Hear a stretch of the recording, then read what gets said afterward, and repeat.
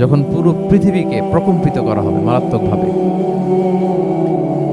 ইসরাফিল আলাইহিস সালাম প্রথম যে ফুৎকারটা দিবেন তখন পুরো পৃথিবী কেঁপে উঠবে, মারাত্মকভাবে কেঁপে উঠবে। তারপরের যে ফুৎকার দিবেন তখন সব মরে যাবে, আমরা পৃথিবীতে কেউই বেঁচে থাকবো না। তখন মানুষ মরে যাবে, জিন জাতি মরে যাবে, সমস্ত ফেরেশতারাও মরে যাবে। যেই ফেরেশতা মালাকুল মাউত, যিনি মৃত্যুর ফেরেশতা, যার মাধ্যমে আল্লাহ তাআলা মৃত্যু ঘটিয়ে থাকেন, তারও মৃত্যু ঘটবে। সে আল্লাহ তাআলার কাছে বলবে, আল্লাহ, পৃথিবীর সবাই মরেছে, আপনার আদেশ অনুযায়ী মানুষ, জিন, ইবলিস সবাইকে আমি মৃত্যু দিয়েছি, তাদের রূহ কবজ করেছি, এখন কি হবে? আল্লাহ তাআলা বলবেন, এখন তুমি মরবে, মতিয়া মালাকুল মাউত, এখন তুমি মরো। মালাকুল মাউত তখন মারা যাবে।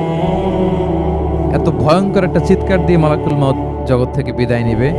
আল্লাহর হাবিব সাল্লাল্লাহু আলাইহি ওয়াসাল্লাম বলেন, ওই ভয়ঙ্কর চিৎকার যদি পৃথিবীবাসী শুনতে পেত তাহলে আলাদা করে ইসরাফিলের সিঙ্গার ফুৎকার দেওয়ার প্রয়োজন হতো না। প্রতিটা মানুষ তাদের কানের পর্দা ফেটে মুহূর্তেই লাশ হয়ে পড়ে যেত। মালাকুল মাউত মরে যাবে। তখন মহাবিশ্বে আর কেউ থাকবে না একটা সত্তা ছাড়া। তিনি কে? আল্লাহ সুবহানাহু ওয়া তাআলা। সূরা আর রহমানে আল্লাহ তাআলা চমৎকারভাবে বলেছেন, কুল্লু মান আলাইহা ফান ওয়া ইয়াবকা ওয়াজহু রাব্বিকা যুল জালালি ওয়াল ইকরাম। পৃথিবীতে যা আছে সব নিঃশেষ হয়ে যাবে একমাত্র তিনি ছাড়া। তিনি হচ্ছেন অব্যয়, অক্ষয়, অবিনশ্বর, চিরঞ্জীব, শাশ্বত। এরপর কেউ যখন থাকবে না, আল্লাহ তাআলা ইসরাফিল আলাইহিস সালামকে আবার জীবিত করবেন।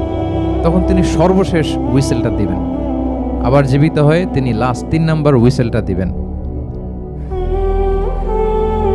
লাস্ট হুইসেলটা যখন দেয়া হবে তখন জমিন থেকে সব মৃত লাশগুলো আবার জীবিত হয়ে দাঁড়াতে শুরু করবে। মিনহা খালাকনাকুম ওয়া ফিহা নুঈদুকুম ওয়া মিনহা নুখরিজুকুম তারাতান উখরা। মাটি থেকে বানিয়েছি, মাটির কবরে তোমাদের পাঠিয়েছি, আবার মাটি থেকে তোমাদেরকে উত্থিত করা, আবার সবাই উঠবে।